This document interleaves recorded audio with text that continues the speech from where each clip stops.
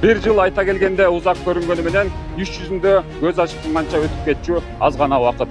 Мына бүгүн 36-806 аскер бөлүгүндө кызмат өтөгөн жоокерлер өздөрүнүн аскердик кызматын аяктап үйлөрүнө эсен аман узатылып жаткан учуру.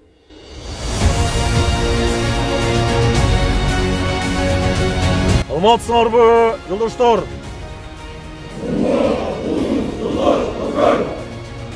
Жоокерлерди кызматтын аякташы менен куттуктаймын. Бир жылдык аскердик кызматта аскердик техникаларды, курал-жарактарды колдонгонду үйрөндүм. 2024-жылдын 12 апрель күнү 36-806 аскер бөлүгүндө анык мөөнөттүү кызмат өтөгөн жоокерлерди салтанаттуу түрдө узатуу иш-чарасы болуп өттү. Bir жыл ичинде жоокерлер аскердик кызматка тиешелүү болгон уставтарды жана сабактарды, күжүрмөн техникаларды, ошондой эле ок атуу куралдарын окуп жана иш жүзүндө колдонууну үйрөнүштү.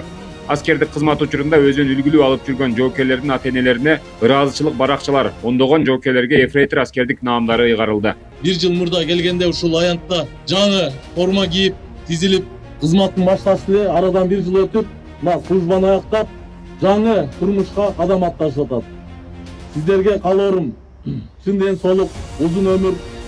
Ушул аскер бөлүктөн чыккандан кийин биринчи орунда өзүңөрдүн үйүңөргө барып, ата-энеңерге, туугандарыңарга саламдашканы барышыңарга мен тилектешмин.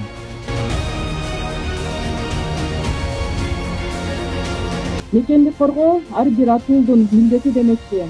Силер дагы мекенди коргогон, эл журтка кызмат кылган патриот чыган инсандардан болушарга тилектешпиз.